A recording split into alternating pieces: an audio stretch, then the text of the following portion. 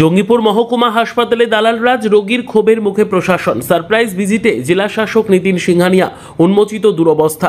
মুর্শিদাবাদ জেলার নতুন দায়িত্বে আসা জেলা শাসক নীতিন সিংহানিয়া বুধবার আচমকায় জঙ্গিপুর মহকুমা হাসপাতালে পৌঁছন। হঠাৎ পরিদর্শনে প্রশাসনিকভাবে পরিকাঠামো ও রোগী পরিষেবা পর্যালোচনার উদ্দেশ্যে এই সফরে তার সঙ্গে উপস্থিত ছিলেন সিএমওইচ সন্দীপ সান্যাল, হাসপাতালের সুপার কাশীনাথ পাঁজা, জঙ্গিপুরের সাংসদ খলিলুর রহমান এবং বিধায়ক জাকির হোসেন সহ একাধিক চিকিৎসক। কিন্তু প্রশাসনিক সফর ঘিরে হাসপাতাল চত্বরে দেখা গেল অন্য চিত্র।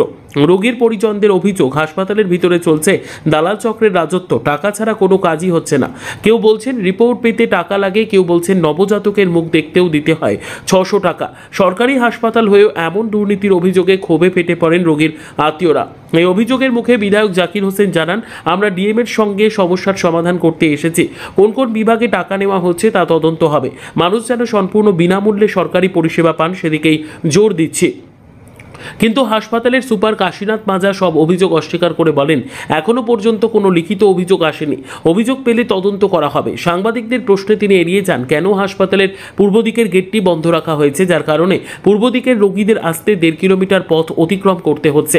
যদিও তার যুক্তি অ্যাম্বুলেন্স পার্কিং এর জন্যই গেটটি বন্ধ, কিন্তু স্থানীয়দের দাবি একদল ব্যবসায়ীর সুবিধার জন্যই সেই গেটটি বন্ধ রাখা হয়েছে, যার পেছনে রয়েছে বড়সড় স্বার্থের গন্ধ।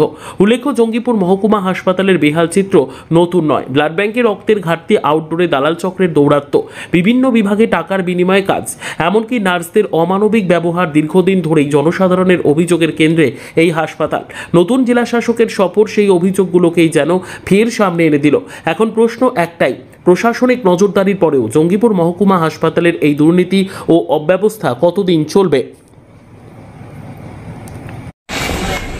কি আজকে পরিদর্শনে এসে কি দেখলেন হসপিটালের পরিকাঠামো? আমি মুর্শিদাবাদ জেলা নতুন জয়েন করেছি এবং জঙ্গিপুর সাব ডিভিশন হসপিটাল, মুখ্য স্পেশালিটি হসপিটাল আজকে ভিজিট করা হচ্ছে।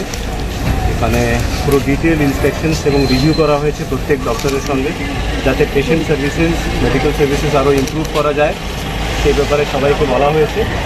কিছু কিছু আমরা এখানে দেখতে পাচ্ছি কোনো ডক্টরস বা কোনো আমাদের যারা মেডিকেল স্টাফ আছে তাদের গাফিলতি আছে, কিছু তাদেরকে ওয়ার্নিং দেওয়া হয়েছে, একটা সময় দেওয়া হয়েছে, সেটা না করলে অ্যাকশন নেওয়া।